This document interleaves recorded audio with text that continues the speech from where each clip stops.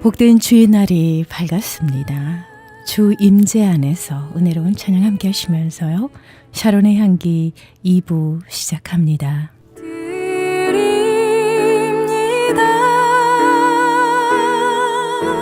주 임재 안에서 이제 내 영혼 자유해.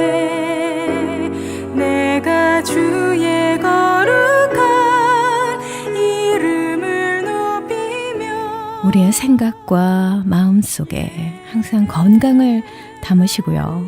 하나님께서 주시는 말씀을 담고 축복을 담으시길 간절히 소망합니다. 영생의 축복을 담고서 오늘 하루도요. 하나님께 영광 돌리시는 복된 하루가 되시길 바랍니다. 사랑과 감사의 마음을 통해 우리의 몸과 마음은 저와 여러분이 원하는 대로 변해갈 것입니다.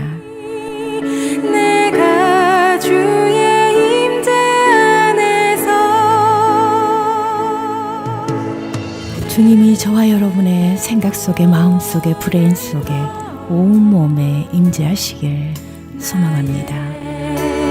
생명까지 다 주님 앞에 드립니다.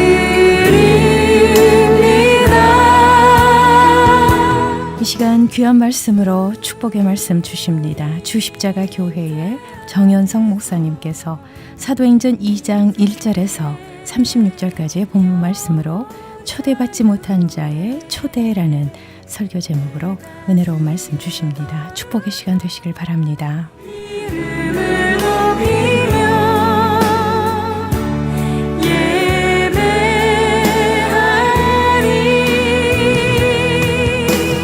어린 양 찬양하리. 오늘날 지금 한국에서는 설날이 왔고 미국에서는 또 여러 가지 행사들이 있는데 미국 같은 경우에는 흑인들 그러니까 아프리카 아메리칸들이 그들이 이 미국에 와서 이제 몇 세대를 살면서 미국에서 자리 잡고 또 나름대로 활동을 하면서 사회에 이바지하는 그런 것을 기념하는 그런 날일 뿐만 아니라 한국은 2월 8일이 바로 이제 설날인데 그래서 많은 사람들이 민족이 이동하는 그러한 일들이 있습니다. 물론 중국도 마찬가지로 춘절이기 때문에 많은 사람들이 이동을 합니다. 그런데 오늘 우리가 읽었던 이 사도행전 2장 내용도 천하 각국에 있는 많은 사람들이 예루살렘에 모여들었어요. 왜냐하면 그 당시가 이제 6월절 절기의 지난 그러한 명절이 있었기 때문에 각국에 흩어져 있던 그런 유대인들이 특별히 오늘 보면은 경건한 유대인들이 예루살렘으로 모여들었다. 왜 모여들었느냐? 바로 하나님께 경배를 하기 위해서 모여들었다는 겁니다. 그러한 가운데서 오늘 전무후무한 역사적인 일이 바로 이 예루살렘에서 일어나고 있습니다. 그것이 뭐냐 그러면은 바로 성령님이 이들 각 사람들에게 임하셨다는 거예요. 흔히 말하는 것처럼 성령 강림이 임하신 거죠.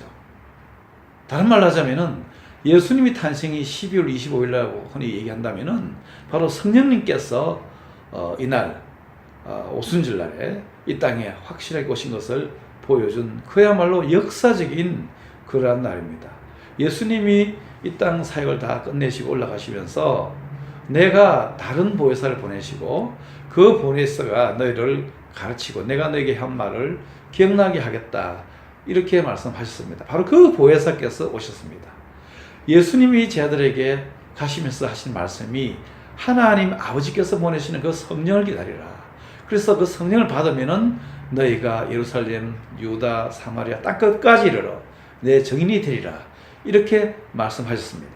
바로 그 성령이 오순절날 아침에 오신 겁니다. 그래서 엄청난 소동이 일어날 뿐만 아니라 역사가 일어난 것입니다. 바로 교회의 문이 활짝 열리기 시작한 날이 바로 이 성령께서 강림하신 날이죠.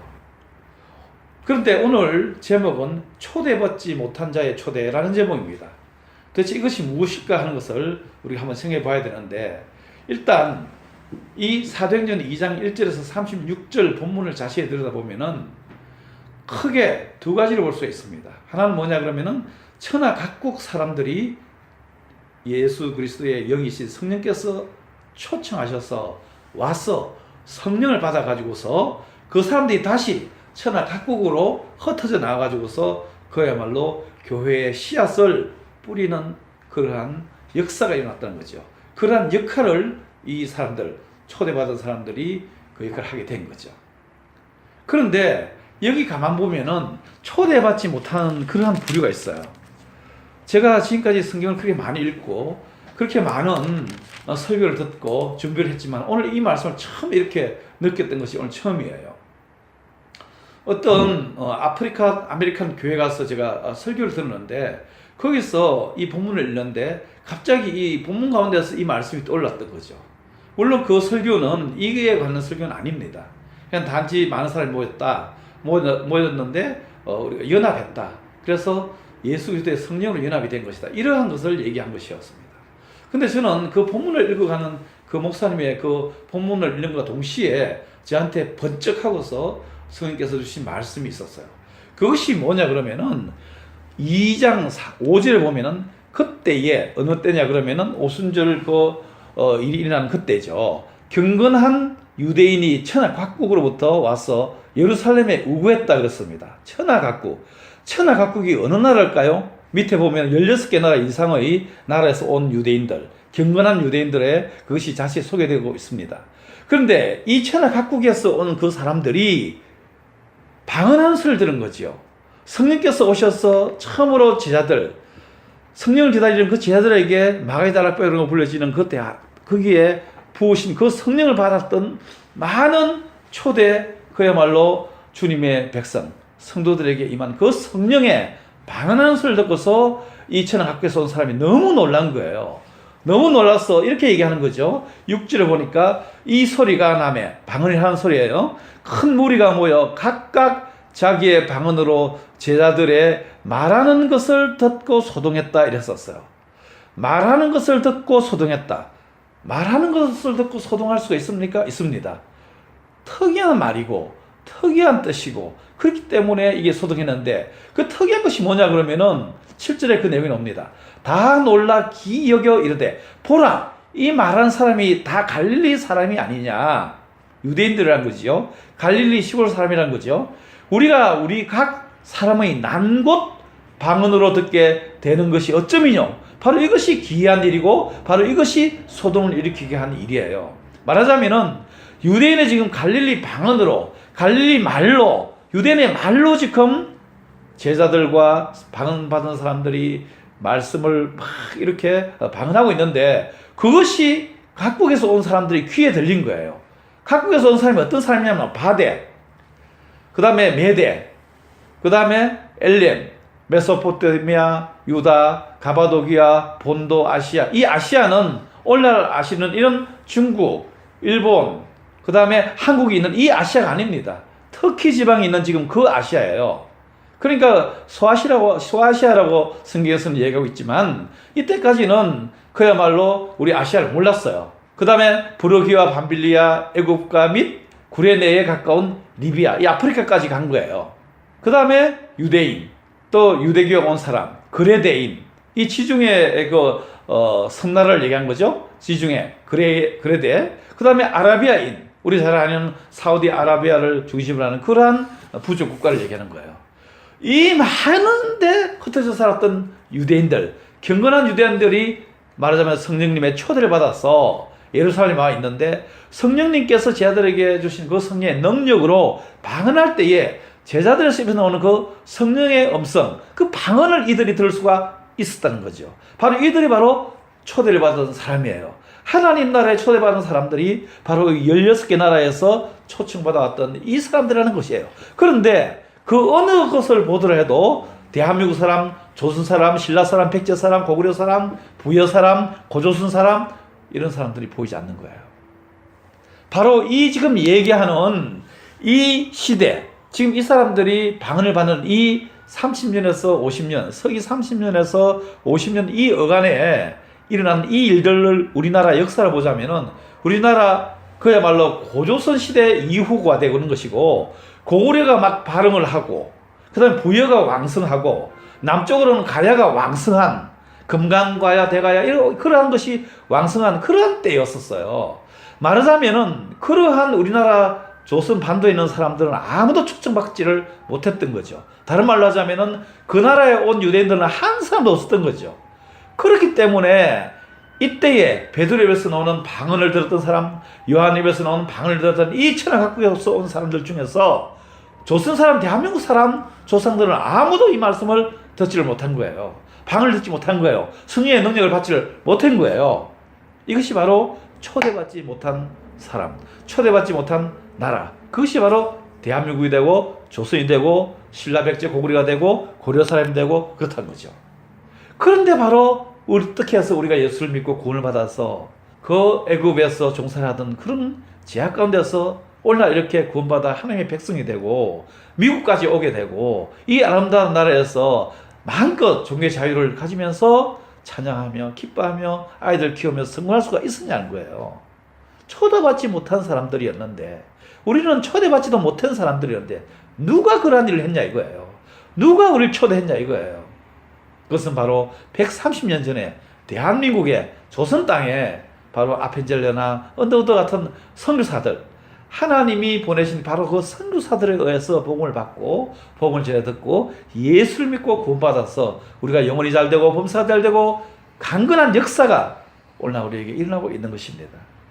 그래서 그것을 생각할 때에 오늘 우리가 두 가지를 생각할 수 있는 것인데, 하나는 뭐냐 그러면은 천하 각국 사람들은 다 초청받았지만은 우리는 초청받지 못했었다. 오늘 바로 사도행전 2장에 나오는 이 장면에서는 우리 민족들은 없다. 우리 민족 어느 한 사람도 이 속에는 없다. 우리나라에 다녀가는 아무런 경건한 유대인이 없었다.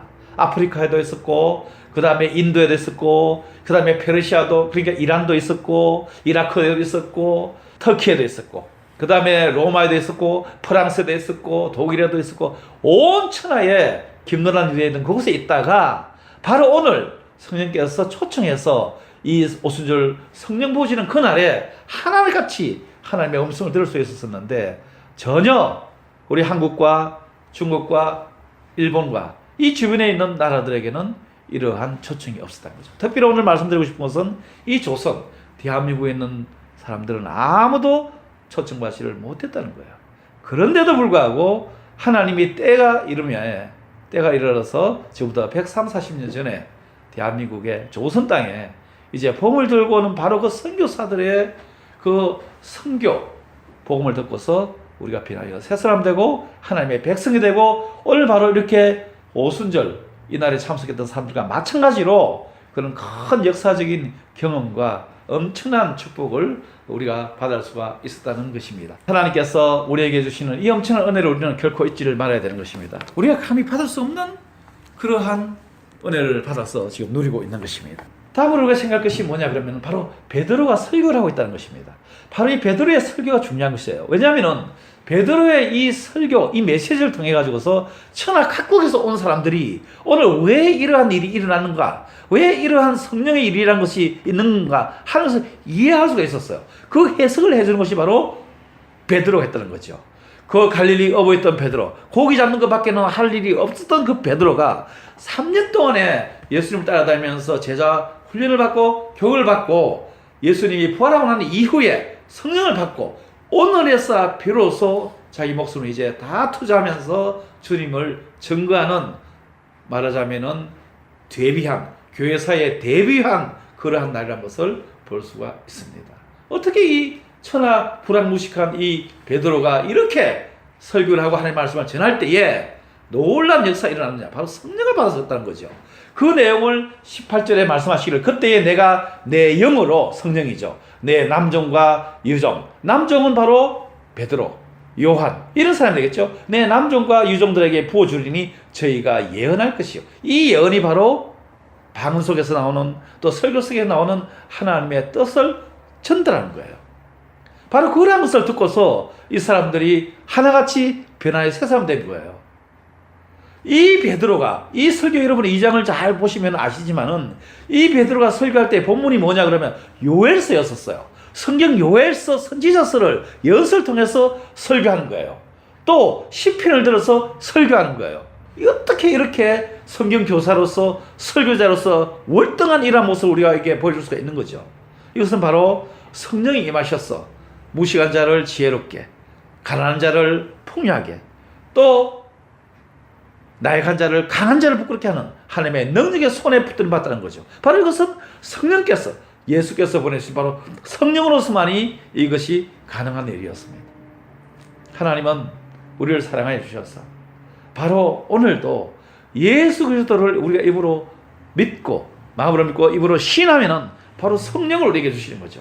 그 성령을 우리에게 주실 때 우리 성령을 받는다 그러면은 그것이 어부가 되었던 광산에 탄을 파는 사람이든 누가 무엇이 됐든지 간에 어떤 사람이든지 간에 성령을 받고 바로 그 사람이 세상의 어떤 사람보다도 월등한 주의 손에 의해서 쓰임을 받는다는 것을 우리가 알 수가 있습니다. 하나님이 오늘도 우리를 사랑하여 주셔서 초대받지 못한 우리 백성들, 정말 아무 쓸모짝이 없는 조선반도, 또 그 당쟁이 있고 사식당파가 있는 그 조선 땅에 정말 외국 사람들을 보면은 놀라서 도망가는 그러한, 정말 어떻게 보면은 부끄러운 땅, 어떻게 보면은 수줍은 땅, 참으로 가난한 땅, 그러한 절망의 땅에 하나님이 선지자를 보내셔서, 선교사를 보내셔서 우리에게 엄청난 복음을 전달함으로 해서 우리가 오늘 이렇게 인생에 하나님을 알고 하나님의 백성이 되고 주의 종이 되고 주의 말씀을 온 세계 전파하는 그런 큰 역사를 이룰 수가 있느냐는 것을 생각할 수가 있습니다. 오늘 여러분 보십시오. 한국에 있는 정희 목사님이 참으로 온 세계 다니면서 복음을 전하고 몇백만 명의 구원자를 불러들이고 구령을 하고 빌리 그레이엄 목사님 이후에 가장 크게 쓰임받는 것을 우리가 볼 수가 있습니다. 그분의 인간적인 부분이 어떤 비난을 받을지라도 하나님이 분명히 그를 사용하셔서 오늘 이렇게 끝까지 붙들으신 걸 봤을 때 우리가 대한민국 사람이라는 것을 얼마나 밖에 나가서 사랑할 때에 많은 그런 자부심을 가질 수가 있습니까? 이렇게 초대하지 못한 제일 마지막에 칠삭두기처럼 팔삭두기처럼 덜 된 그야말로 초대도 받지 못한 그러한 민족들을 사용하여 주셔서 오늘날 대한민국의 선교사를 몇만 명이나 온 세계에 보내고 이 세상에서 미국 땅으로 가장 선교사를 많이 파송하는 대한민국이 된 것을 믿으시기를 바랍니다. 이것이야말로 기적 중의 기적이요, 오순절 성령 강림 이후에 최대로 큰 사건 중에 사건이 아닐 수가 없습니다. 이처럼 하나님께서는 우리 대한민국 백성들을 사랑하시고 한국 백성들을 사랑하시고 주 예수 이름으로 기도하고 주 예수 이름으로 전도하고 주 예수 이름으로 어느 곳을 가든지 봉사하는 사람들이 넘쳐나는 것입니다. 이곳 LA만 하더라도 얼마나 많은 교회가 있고, 교회가 온 세상 사람들이 이렇다 저렇다 온갖 나쁜 소리를 한다 할지라도 교회는 여전히 예수 그리스도께서 그곳에 계시면서 이 세상을 호령하시고 이 세상을 심판주로 오신다는 것을 항상 선포하는 곳이 되는 것입니다. 뿐만 아니라 이 교회는 이제 더 이상 교회 안에서만 우리끼리 이렇게 잘 먹고 잘 사는 것이 아니라 교회 밖을 나가서 우리 이웃에 대체 무엇하며 어떻게 사는 것을 돌아보고 그들 속에 일일이 소금처럼 또 촛불처럼 들어가서 녹고 빛을 비추면서 살 때에 하나님께서 우리를 사도행전 2장에 보신 이 성령을 초대받지 못한 자였지만은 마지막에 초대해서 선교사를 파송해서 급하게 파송해서 우리 민족이 복음화되고 또 그래서 미국까지 와서 복음화시키는 놀라운 역사에 쓰임받는 그러한 사람들이 되었다는 사실에 우리는 기뻐하지 않을 수가 없는 것입니다. 하나님이 사랑하여 주셔서 이렇게 성령을 보내주심으로 해서 천하 각국 사람들이 초청을 받았을 뿐만 아니라 또 베드로라는 사람을 통해서 설교하게 해서 말씀을 증거하게 해서 그 말씀 듣는 모든 사람들이 변하여 새사람 되는 놀라운 역사가 있게 되는 것입니다. 그럴 때에 이 당시에 지금부터 2000년 전에 이 베드로의 설교를 듣고 그 나머지 같은 제자들도 같이 동시에 일어나서 아멘 아멘 하면서 옆에서 설교할 때에 그들었던 성령을 그렸던 그 사람들의 결과로 인해서 많은 사람들이 마음이 찔린 거죠. 그래서 31절에 뭐라고 하냐 그러면은 저희가 이 말을 듣고 말하자면 설교를 듣던 천하 각국에서 온 많은 사람들이 베드로의 설교를 듣고 마음이 찔렸다는 거예요. 마음이 찔렸다는 것은 죄가 생각나고 회개가 하게 되고 눈물이 쭈룩쭈룩 나오게 되고 그런 엄청난 일들이 일어났다는 거죠. 마음에 찔려 베드로와 다른 사도들에게 물었다고 했습니다. 그럼 말했다고 했습니다. 형제들아, 우리가 어찌할꼬 말을지 못하고 이렇게 이들이 비명질러시 말할 때에 베드로가 가로되 너희가 회개하여 각각 예수 그리스도의 이름으로 세를 받고 제사함을 얻으라. 그리하면 성령을 선물로 받을까. 여러분, 우리가 천국을 누린다 할 때에, 우리가 하나님의 백성을 할 때 제일 먼저 선행할 것이 뭐냐면은 회개가 일어나야 되는 거죠. 회개를 해야지 그 다음에 우리가 천국문이 열리고 하나님의 백성이 되는 것입니다. 회개하라, 천국이 가까웠다. 예수님이 말씀하셨어요. 회개하지 않는 자에게는 천국이 없어요. 죄를 회개하지 않는 자, 죄를 청산하지 않는 사람은 하나님이 없어요. 하나님은 계시지만 하나님은 없는 거예요. 하나님은 믿는 자의 하나님인 것을 여러분 아시기를 바랍니다. 그렇기 때문에 오늘도 우리가 아침에도 점심에도 저녁에도 하루 가운데서 죄가 생각나거든, 우리 어머니 생각나거든, 내가 형제나 자매에게 실족했거든, 마음으로 그들을 상처를 줬거든, 얼른 주님 회개합니다. 예수 피로 나를 용서해 주시고 하나님의 백성으로 온전히 세워주소서. 나를 거룩한 백성으로 삼아주소서. 성령님 나를 도와주소서. 주님을 반드시 붙들고 여러분 나가시길 바랍니다. 그때에 비로소 하나님께서 이들 가운데서 놀라운 역사와 기적을 일으켜 세워주신 것을 알 수 있고, 그것은 어느 곳이든지 간에 그곳에서 그가 지도자로서 하나님의 종으로서 살 수가 있는 것입니다. 내가 내 영을 보여준다 했습니다. 예언한다 했습니다. 또 알지 못하는 놀라운 비밀한 일을 전파할 수가 있는 것입니다. 기도합니다. 하나님 감사합니다. 그 오순절의 성령을 간절히 간구합니다. 무엇보다 회개합니다. 내가 남에게 잘못된 것을 회개합니다. 그 사람들 마음에 상처인 것을 회개합니다. 주님 나를 도와주소서. 나를 예수 십자가에 물로 씻어 주시옵소서. 깨끗이 씻음 받은 자로서 이 베드로처럼 사용받기를 원합니다. 전파하기를 원합니다. 초대받은 사람으로서 이제 우리가 나아가기를 원합니다. 도와 주시옵소서. 예수 그리스도의 이름으로 기도합나이다. 아멘.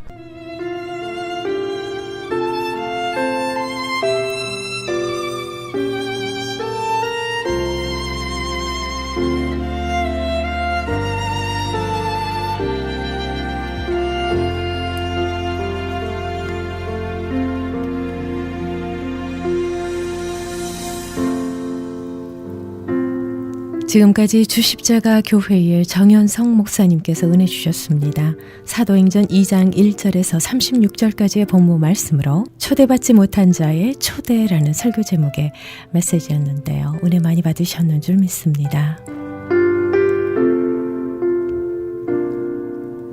주십자가 교회의 위치는 2205 사우스 호발트 블루버드 LA에 자리하고 있습니다. 말씀 듣고 신앙상담 원하시는 분은 213지역 880-2624, 213-880-2624번으로 상담하시기 바랍니다.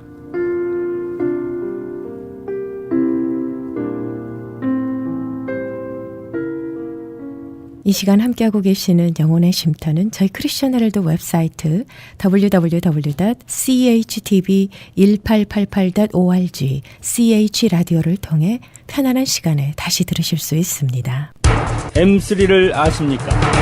무슨 병에 걸렸던지 큰 효과를 준다는 신비한 영양제. 혈액에 영양을 공급하여 힘이 생기니까 피곤하지 않고 이제는 지팡이 없이 걸을 수 있다고 많은 분들이 간증을 합니다. 혈액 해독, 기력 회복, 뼈 골수 영양 공급, 심장, 뇌, 혈전 용해. 유태인 회사가 제조한 특수 영양제. M3, 혈액순환을 잘 되게 하는 최고급 영양제. M3, 크던 작던 아픈 곳이 있다면 M3. 213-435-9600, 213-435-9600번입니다. 정직한 마음으로 권해드립니다.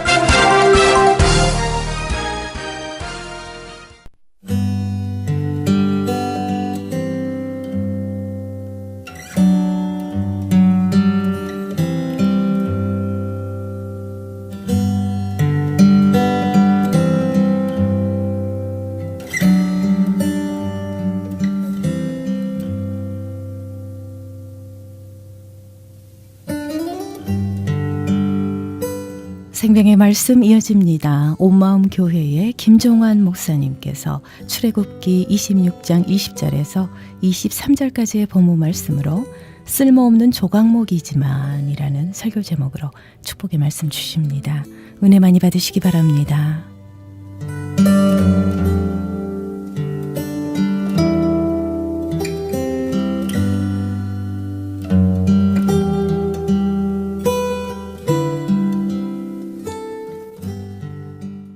한국의 국보 1호 뭐죠? 남대문이 불탔어요. 끔찍한 장면이 아마 여러분들 기억하실 거고요. 그 남대문을 다시 재건하는데 가장 중요하게 사용됐던 나무가 있죠. 금강송. 이 금강송을 한국의 궁전 혹은 사원, 사찰 이런 데 큰 제목으로 사용했다 하죠. 노아가 방주를 만들었어요. 방주는 뭘로 만들었을까요? 콘크리트? 나무로 만들었어요. 나무. 무슨 나무 썼을 것 같아요? 백향목. 아니고 성경에 잣나무다 그렇게 되어 있어요. 잣나무로 그 큰 방주를 만들었어요. 우리 임권사님이 백향목을 말씀하셨는데 백향목은 솔로몬이 하나님의 성전과 그리고 자신이 묵을 궁전을 지을 때 두로라고 하는 지금의 레바논 지역에서 백향목을 가져와서 그걸로 지었죠. 백향목이 뭔가 하면요. 한국에는 그게 삼나무 이렇게 번역을 하죠. 캘리포니아에 세코야 파크나 레드우드 내셔널 파크가 있는데 거기에 자생하고 있는 레드우드입니다. 레드우드. 굉장히 높아요. 세코야 추리가 비슷하긴 한데 세코야 추리는 좀 낮고 레드우드보다는 낮고 더 두꺼워요. 근데 레드우드는 조금 더 가늘면서 하늘로 쭉 뻗었는데 건축자재로는 아주 그게 굉장히 좋은가 봐요. 뭔가 귀하고 좋은 것에는 이런 레드우드 같은 백향목 혹은 삼나무 이런 나무들을 사용한다거나 한국에서는 금강송을 사용하거나 아주 곧고 단단한 나무들을 사용하게 마련합니다. 오늘 출애굽기 36장에서 하나님께서 모세를 통하여 너희는 하나님의 성막을 이렇게 만들어라 하고 가르쳐준 일종의 글로 된 설계 도면이 오늘 우리가 읽은 말씀이고요. 출애굽기 후반부에는 온통 하나님께서 자신을 위하여 지을 예배 처소죠. 성막을 이렇게 지어라고 가르쳐준 설계 도면이 글로 그려져 있어요.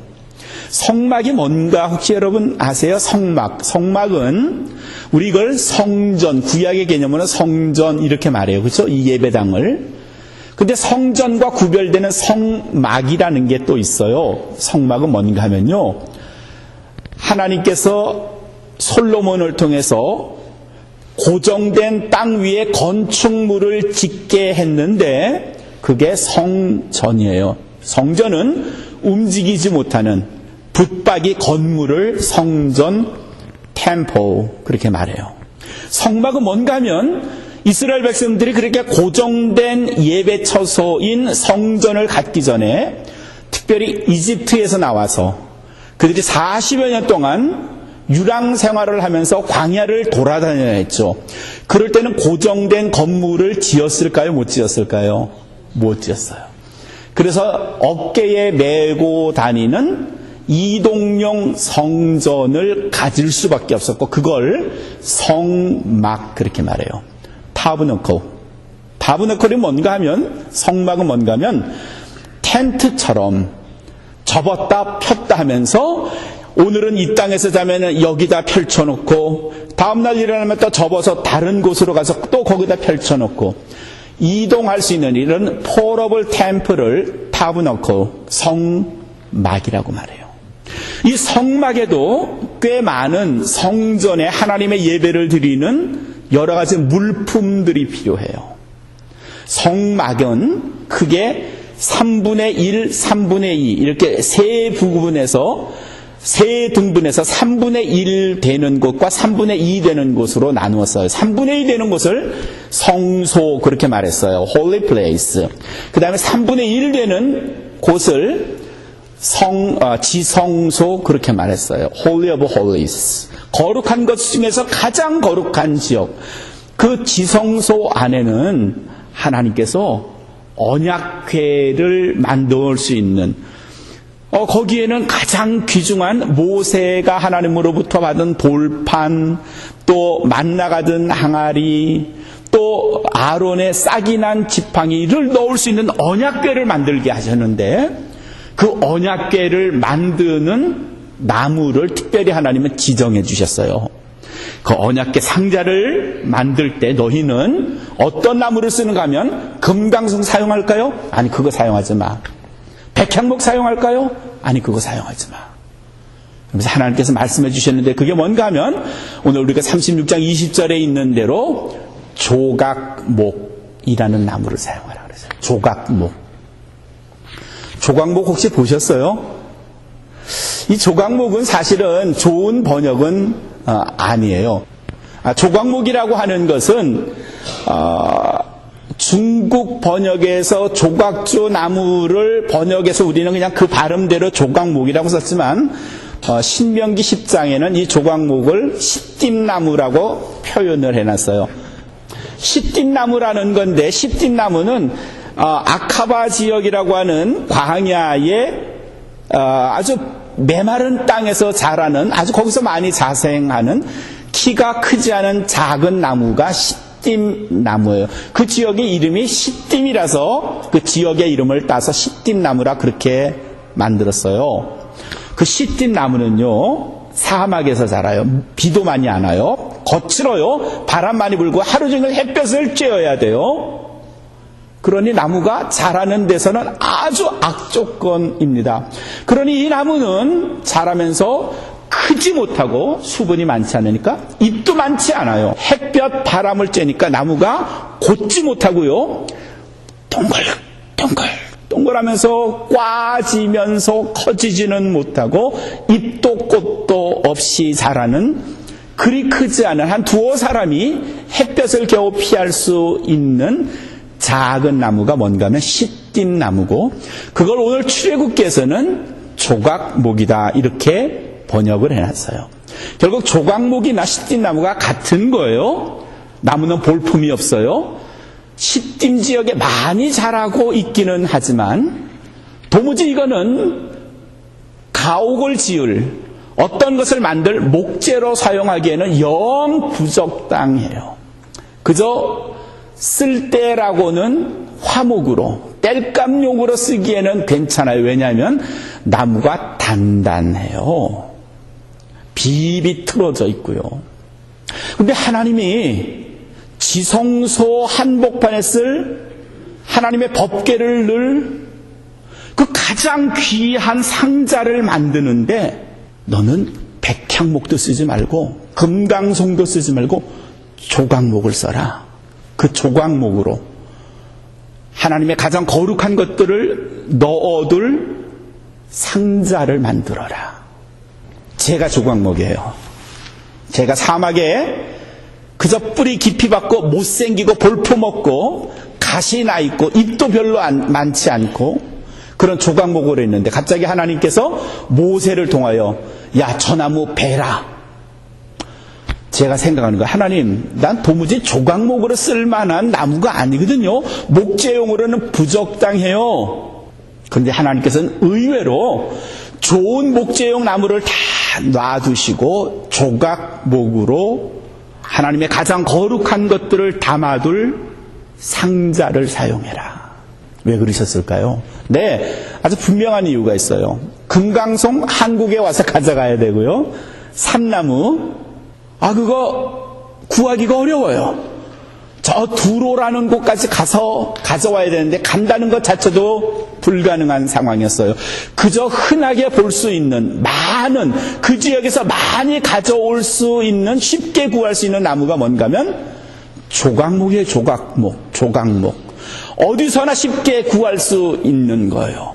그러나 그 단단함은 굉장히 견고하고요, 또 향을 머물고 있어서 벌레들이 쉽게 그 나무에 들어와 침투하지 못해요.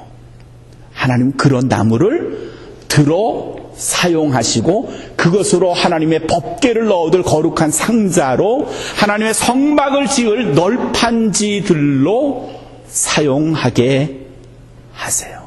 불에 던져질 수밖에 없고요.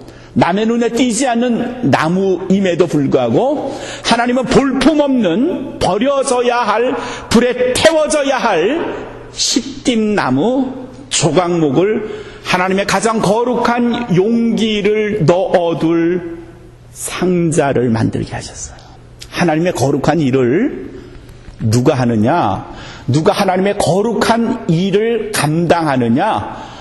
풍채가 멋진 사람, 학력이 좋은 사람, 돈이 많은 사람, 사회적 명예가 높은 사람, 삼나무 같고 금강송 같은, 옥추리 같은 그런 사람이 아니고요.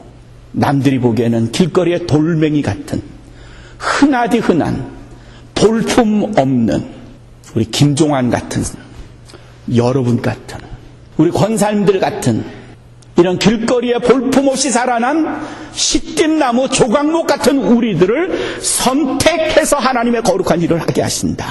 그런 말씀이죠. 어떤 분들에게 일을 맡기면 목사님 전 그런 일 못해요. 제가 뭐 할 줄 아는 게 있어요. 저는 그런 거 못해요. 그러니까 다른 분 시키세요. 그 말은 겸손하게 말하면 난 조각목 같아요. 나는 시띠나무 같으니까 제가 어떻게 하나님의 거룩한 용기를, 법궤를 담을 그릇 상자로 사용될 수 있을까요? 전 못돼요. 그렇게 겸손하게 말하시죠. 대답하시죠. 거절하시죠. 근데 하나님은 그런 우리들을 향하여 모세에게 시띠나무 그 조각목으로 하나님의 거룩한 용기를 담을 박스를 만들어라, 상자를 만들어라 그러신단 말이죠. 그래도 거절하시겠어요? 그래도 난 하나님의 일 못해요. 이렇게 대답하시겠어요? 그래도 다른 사람에게 그 일 맡기세요라고 말씀하시겠어요? 누가 성가대원을 하느냐? 그러면요, 다들 노래 잘하는 사람. 그게 정답일까요? 아니에요.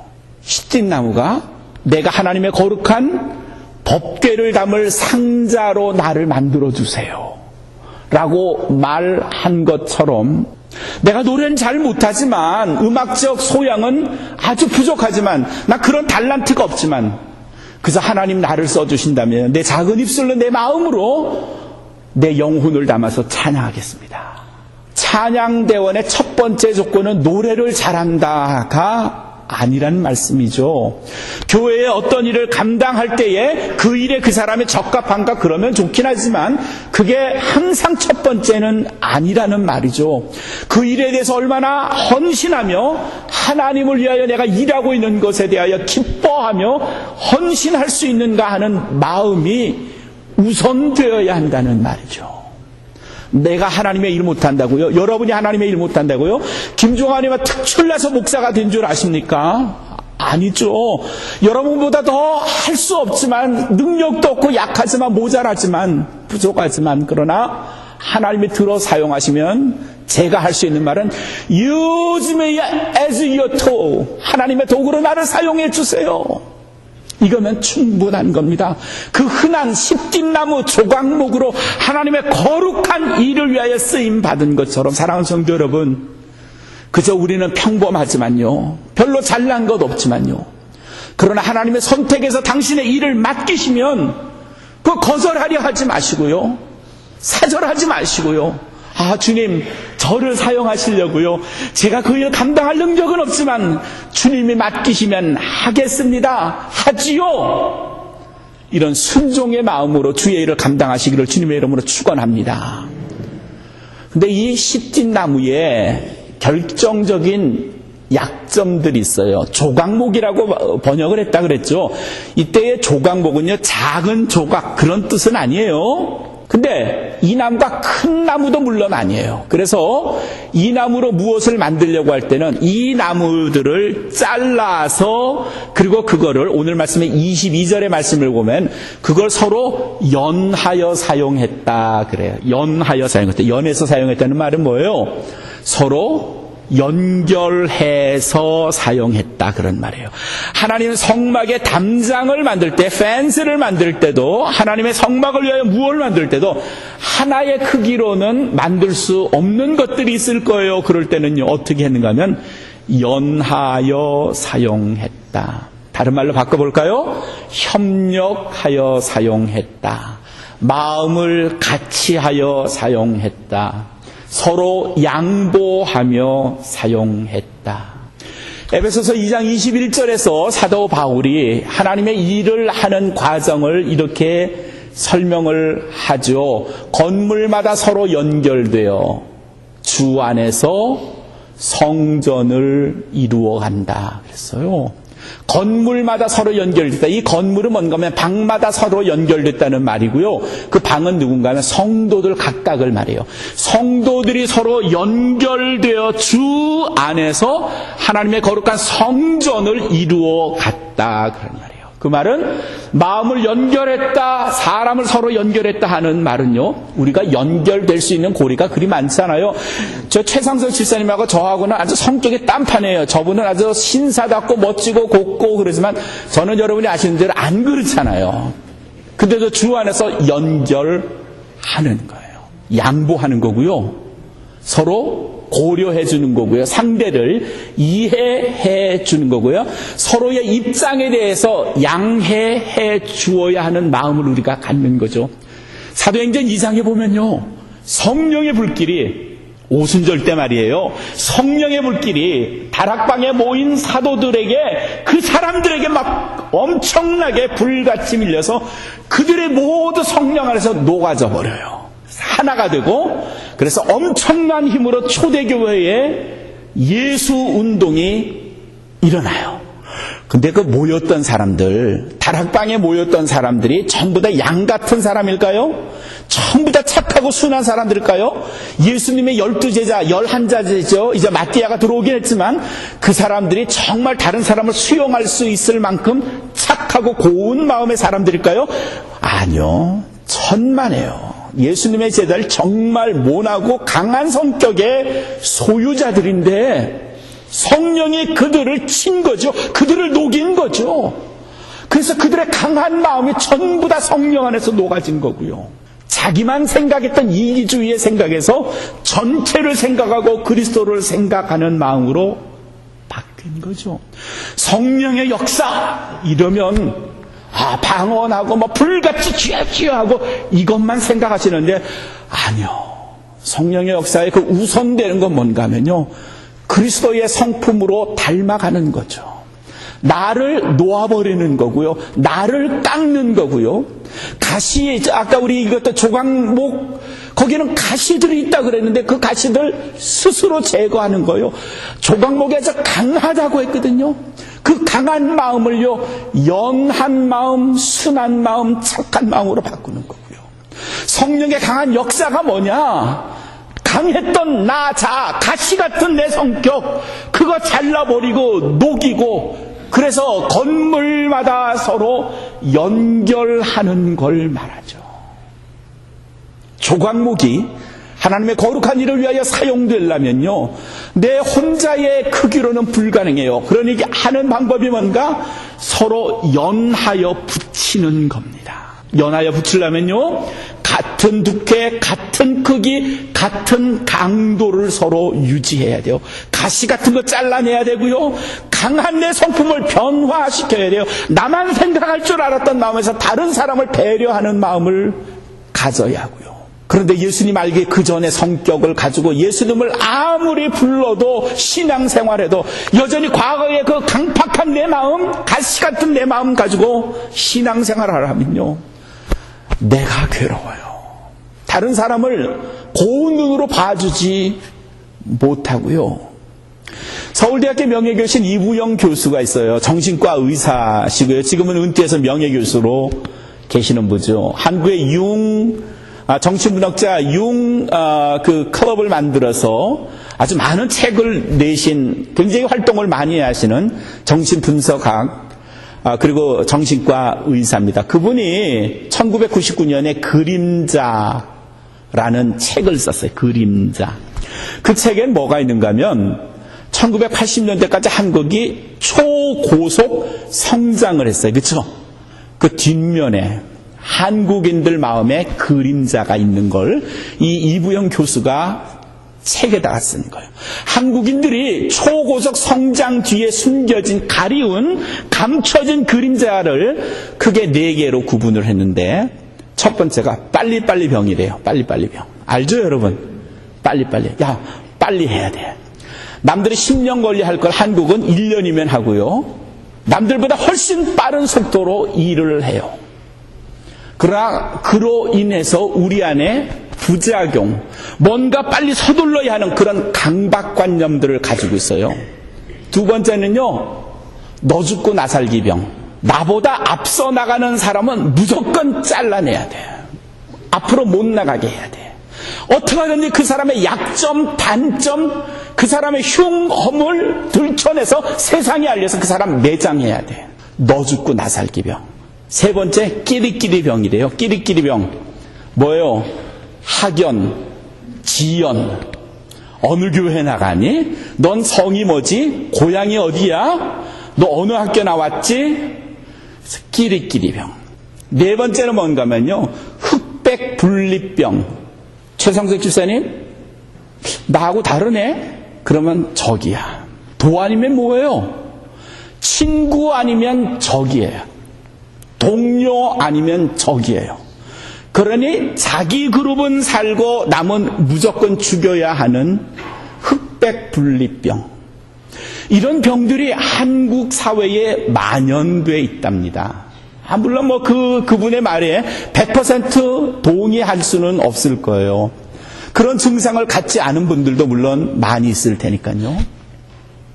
근데 그 이부영 교수의 말대로 한국 사회가 그런 병에 찌들려 사는데, 곧 초고속 성장 속에 가리워진 한국인의 그림자인데, 그게 한국 사회의 직장에 만연된 것이라고 받아들일 수는 있겠지만, 교회는 어때요? 교회는 그런 병 없을까요? 교회는 서로 나누는 병 없어요? 서로 질시하는 병 없습니까? 우리가 남을 이해하고 양해해주고 배려해주는 일에 정말 능숙하고 그런 일에 익숙합니까? 나와 다른 것에 대해서 충분히 받아줄만 합니까? 용서해줄만 합니까? 이해해주고 계세요? 나하고 다르다면 적으로 간주하는 일은 없을까요? 내 생각과 다르면 이해해줄 마음이 전혀 없는 건 아닐까요? 내 기준에 합당하지 않으면 잘라내버리고 싶어하는 마음은 우리 안에 없을까요?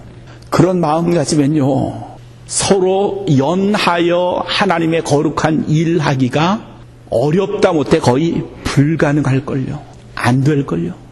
서로 연하여 하나님의 거룩한 성막으로 쓰임을 받으려면 우리 조각목들은, 저나 여러분들은요, 남이 나보다 좀 다른 것에 대해서도 충분히 이해를 해줄 만한 마음을 가져야 돼요. 저 사람이 난 이렇게 하는데 저 사람 왜 저렇게 할까? 야, 그렇게 하지 마. 이렇게 하지 마시고 그가 하는 방법도 보세요. 나하고 다르다고 틀린 건 아니잖아요. 왜 다른 사람에 대해서는 여유로운 마음을 못 갖죠? 좀 더 기다려주는, 이해해주는, 배려해주는 마음을 왜 못 갖는 걸까요? 그 마음을 가지면요, 연하여 하나가 될 수 없거든요. 사랑하는 성도 여러분, 오늘 출애굽기 36장에서 하나님은 우리 같은, 여러분 같은 그 사막 황야에 비바람 맞고요, 햇볕 쨍쨍 때리대면서 비비 꼬여서 가시, 그리고 크게 자라나지도 못하는 조각목 같은 시띠나무에 불과한데, 주님은 당신의 거룩한 일을 위하여 저와 여러분들을 불러주신다는 사실이죠. 그 하나만으로도 얼마나 감사한 일일까요? 그 하나만으로도 얼마나 주께 영광을 돌리고 감사해야 할까요? 우리 모두는 하나님의 거룩한 일을 위하여 시띠나무로, 조각목으로 이제 불림을 받았는데, 저가 나보다 키가 크다고, 저가 나보다 잘생겼다고, 저가 나보다 잘 나간다고 시기하지 마시고요, 질투하지 마시고요, 어긋나지 마시고요, 좀 용서해 주시고요, 이해해 주시고요, 배려해 주시고요.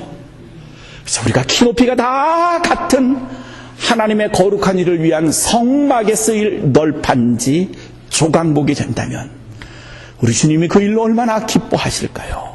기억하십시다. 우리는 들판의 조각목들, 우리 모두는 십진나무에 불과해요. 그 안에서 잘났다고 하지 마시고요. 겸손한 마음으로 주께서 우리를 사용하신다면 주님, 저를 주의 일을 위하여 사용해 주세요. 오직 충성과 헌신으로 하나님의 거룩한 일을 위하여 쓰임을 받으시는 우리 모두가 되시기를 주님의 이름으로 축원합니다.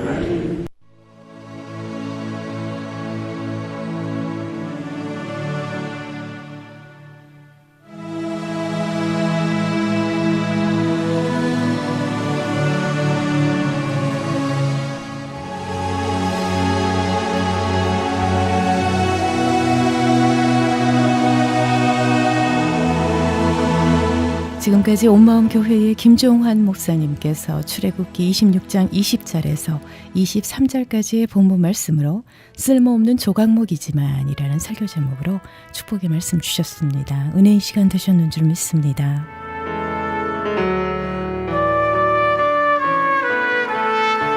온마음 교회의 위치는 1733 노스 뉴햄프셔 애비뉴 LA에 자리하고 있습니다. 말씀 듣고 신앙 상담 원하시는 분은 213 지역 435-8738 213-435-8738번으로 상담하시기 바랍니다.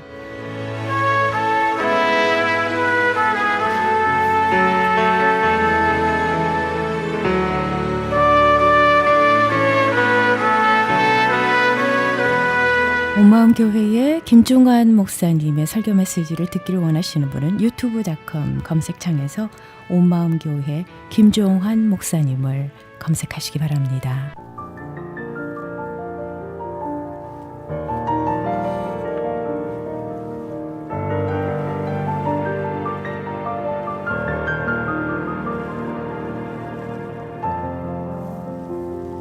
이 시간 함께 해주신 샤론의 향기는요, 저희 크리스천 헤럴드 웹사이트 www.chtv1888.org로 들어오셔서 CH라디오를 클릭하시고요. 다시 듣기를 통해 여러분께서 편안한 시간에 함께 하실 수 있습니다.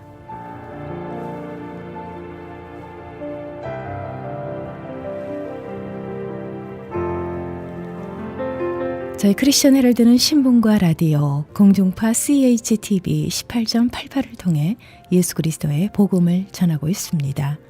CHTV 18.88은 다양한 프로그램으로 24시간 여러분과 함께합니다. 24시간 방송되는 모든 프로그램을 인터넷으로도 시청하실 수 있는데요. 39년 전통의 크리스천 헤럴드 웹사이트 www.chtv1888.org로 들어오셔서 은혜로운 말씀과 함께 찬양, 교계 소식 등 다양한 정보를 함께 나눠주시면 고맙겠습니다. 여러분들의 많은 관심과 기도를 부탁드립니다.